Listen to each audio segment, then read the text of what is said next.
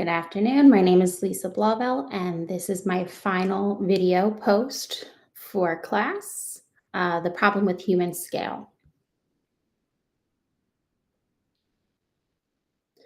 I'm using the resource of our required reading from this week, chapters 7 and 8 of the McDonald book.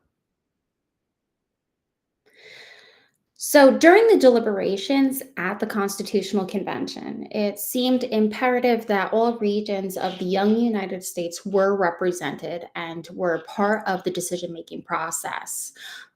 This would be a hope to improve the government from the Articles of Confederation.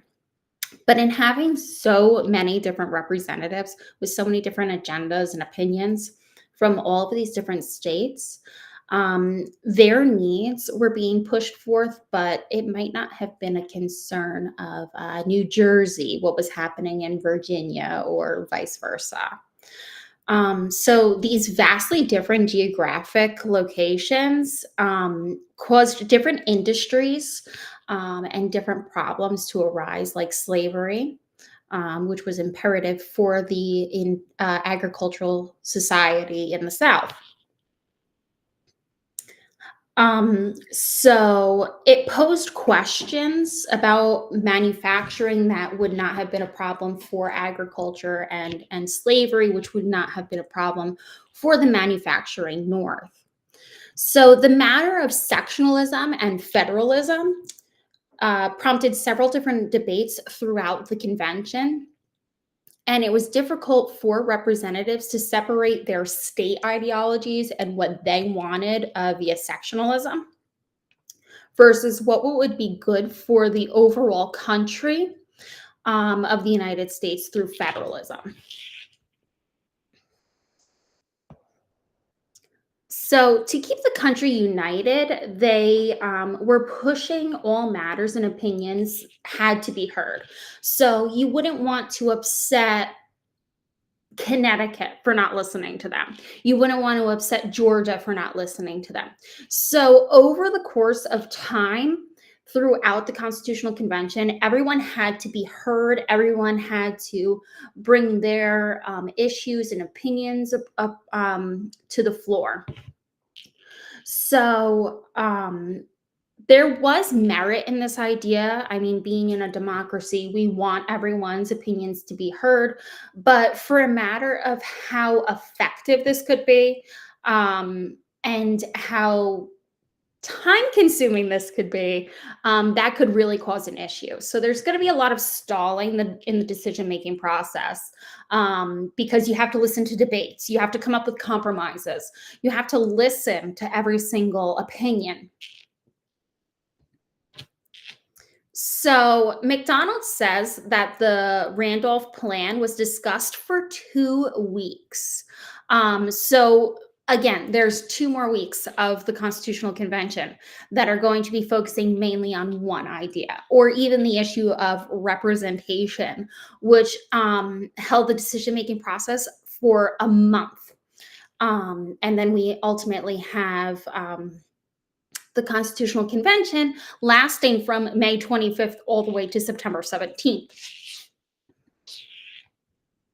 So after these debates, we're going to have a lot of compromises, and compromises are really the foundation of the United States. Also, it is a meritable idea, honorable. But it can be an issue. There is a lot of value in compromise. Ultimately, it's a way of making peace.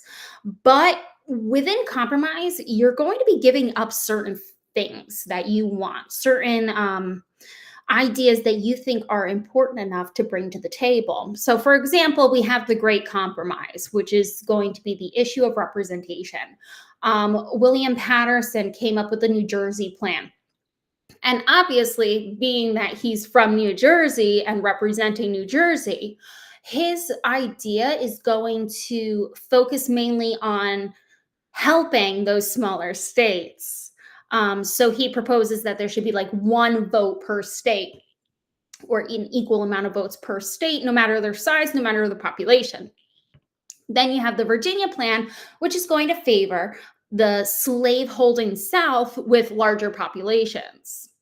The Great Compromise is going to take a little bit from both of those plans, but ultimately, New Jersey's not going to be completely happy, and Virginia's not going to be completely happy.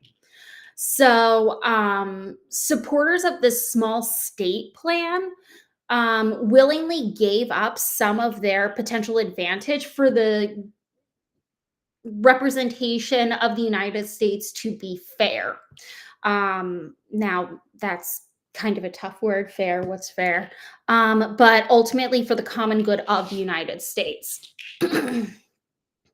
So, in conclusion, the large scale representation, human scale in the Constitutional Convention is honorable and necessary. This was a young country. We didn't want to make enemies. We didn't want to have an issue of division. We wanted to truly remain united. And in this case, this particular case of the Constitutional Convention, there are going to be several issues with having so many different cooks in the kitchen, as my mom used to always say. So if we have these issues of sectionalism already arising, you can see the writing on the wall for what we historians now know is going to be the Civil War. Also, from May 25th to September 17th, we're going to have the Constitutional Convention going on. That's going to be a long time to just be discussing what kinds of things are going to be put into the Constitution. But then we also have to have the ratification process. And that's going to be more time that we're going to be under this defunct Articles of Confederation. So by having so many different people, it's going to take a really long time for the country to get to where it needs to be successful. Finally, we have the matter of compromise. Now, again, compromise is supposed to be a meritable thing where in the end, it's for the greater good. There's going to be peace and harmony in the United States, but there might be some bad blood that's going to be occurring. In the end, compromise, you are going to be giving up something that you think is important. And from having all of these decisions, debates, compromises, there are going to be groups of people that are going to form.